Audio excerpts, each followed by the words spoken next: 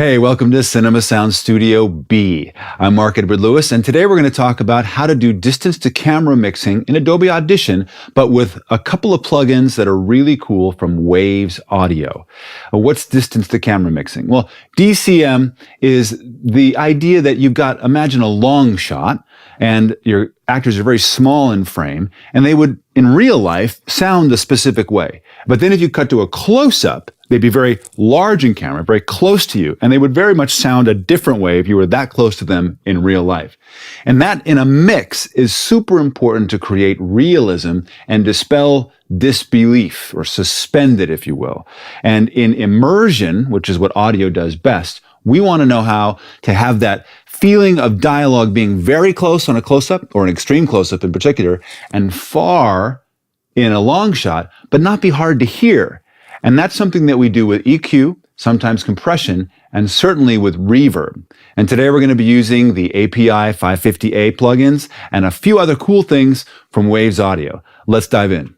All right, we're here in Adobe Audition, and let's take a look at how to do distance-to-camera mixing using Waves plugins. And we're going to be looking at the Lady Deadpool PSA, which is a fun little short, low budget, but doesn't mean that we can't make high budget results. So let's take a look at it. I've got two clips here that I pulled from the original mix. I'll just play a little bit for you here. Alfred, the grapes. I can't reach them. All right, so this is obviously ADR, and then this is the close-up later on. Looks like he doesn't like little green lantern balls in his face. Then again, no one likes Green Lantern. And it's true, no one likes Green Lantern. And just so you know what's on this channel, you can see over here, we've got the Q10. I've done the basic grade, which if you don't know how to do a basic grade on Dialog, you want to look at that on our channel or on the Cinema Sound website blog. It looks crazy, but check it out with it off. Looks like he doesn't like little green lantern balls in. And on. Looks like he doesn't like little green lantern balls. Nice and clean, and from here, as we know with the basic grade, we can do anything we want to it. We don't have to worry about any weird frequencies or anything like that. That's with Q10. Now, how do we create this sense that she's much closer here to us than where she's on this wider full shot here? Well, there's a couple of ways, and with using the Waves plugins, it makes it really easy. The first thing we need to do is contour the bass and the high frequencies of her voice.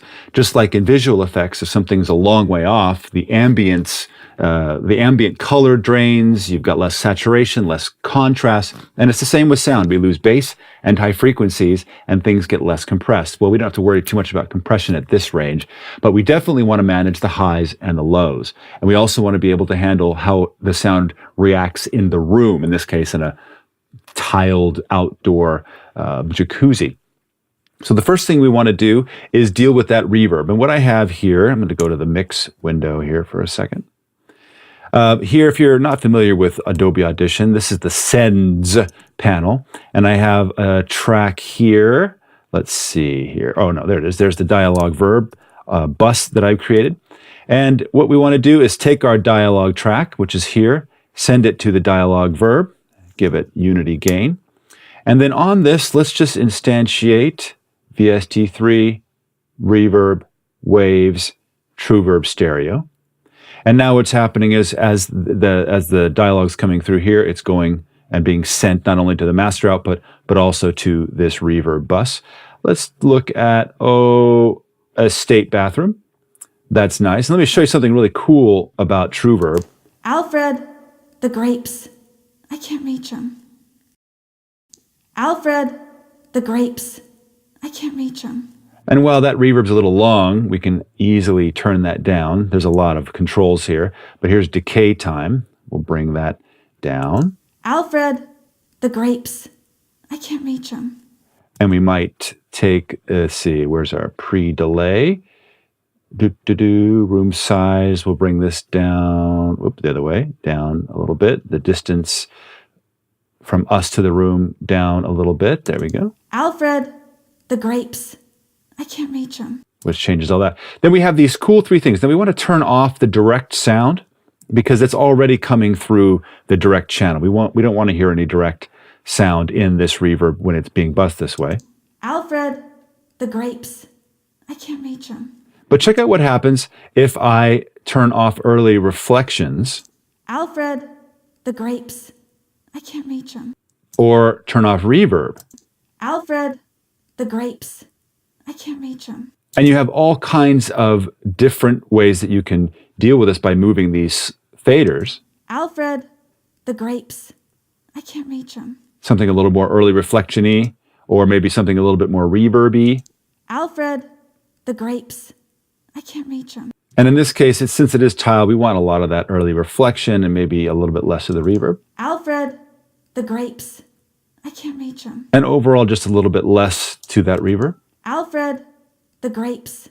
I can't reach him. All right, cool. So that gives us a little bit of ambience. Out, even though she's outside, they are around brick and tile, and there'd be some reflections there. Just a simple. I mean, we can sit there and tweeze this if we want, but I want to get to the distance to camera mixing part. And I'll turn this off for a second. You can hear the difference. Alfred. And with it on. Alfred. Big difference. All right. So then we go back to the editor. We want to deal with EQ. We can leave this alone, this wide angle, because it sounds fine. But we wanted to definitely treat this close-up because she's much, much closer. So the first thing we want to do is bring down the reverb. And we can automate that by clicking on this little, you might not have caught that, this little triangle-looking thing right here. Show envelopes. We want to go to send one output and level. And what this is showing us, this green line, not the little brownie-looking one, but this green level, you can see the difference, volume versus send, is it's showing us the send, if I go back here, this send level to the reverb. And what I want to do is take this and this and this and this and drop it during the close-up. Not all the way, but some. Looks like he doesn't like little green lantern balls in his face. Just maybe too much. We hear a little bit of it. Looks like he doesn't like little green lantern balls in his face. Just a little bit, as opposed to this. Alfred, the grapes. Okay, now we have that all happy and automated. Let's deal with the EQ. We're going to go here. Let's make this a little bit bigger. Now I've instantiated this plugin. It's bypassed right now. It's the API 550A, and it's an amazing smooth waves plugin EQ that models old analog EQs, which you didn't have to do a whole lot to them to make them sound really amazing and beautiful, smooth curves. And what we want to use, these two bands, not the middle one, but the top and the bottom one, is we want to use them to add bass and add highs.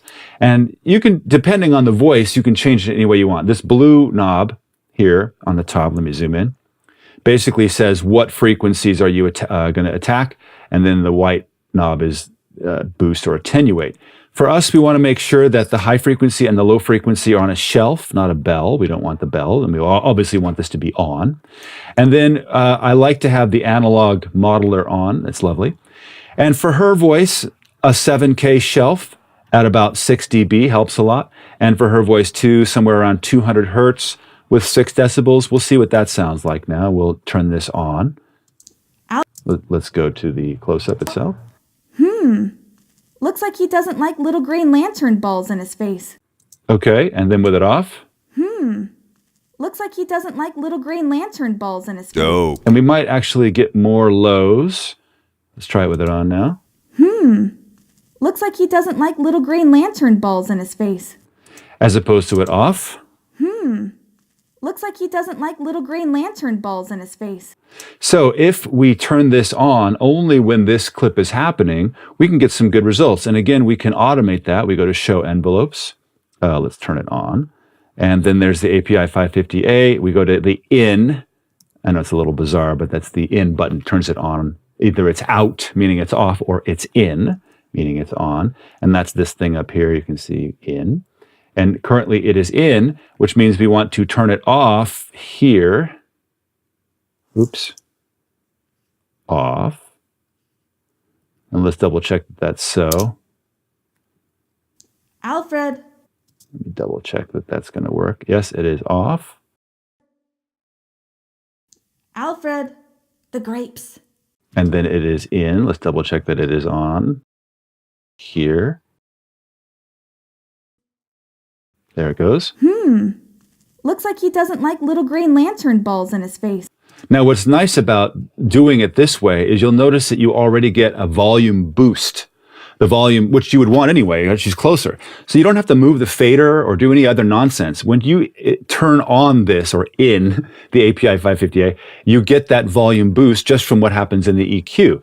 So listen to these two now. We've got the send down on the close-up. We've got the bass and the high frequency boosted, which automatically boosts the volume. Alfred, the grapes. I can't reach them. And then close up. Looks like he doesn't like little green lantern balls in his face.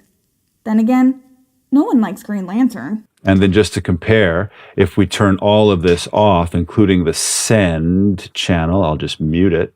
Here's what was. Oh, well, Alfred, leave the basic. the grapes. Let's leave the basic grade on, shall we? Alfred, the grapes. I can't reach them. And then, Looks like he doesn't like little green lantern balls. as opposed to with the API and the reverb back on. Alfred, the grapes. I can't reach them. And, Looks like he doesn't like little green lantern balls in his face. so much more real. And this is the essence of distance to camera mixing, which you can do with any EQ, but it's super easy to do and facile with the API 550A. And of course, always the Q10 for that basic grade, a great plugin for that. And then TrueVerb, a nice, easy algorithmic plugin that you can drop in there and get great sounding reverb. It's sad to me that most of the mixers that I talk to and work with don't do really intensive DCM mixing, distance to camera mixing. They just don't. It's just a dialogue going on and on and on and on, and you don't really have that immersive quality. This is one of those subtle things that will add such professionalism and profound immersive qualities and emotionalism, especially on a close-up.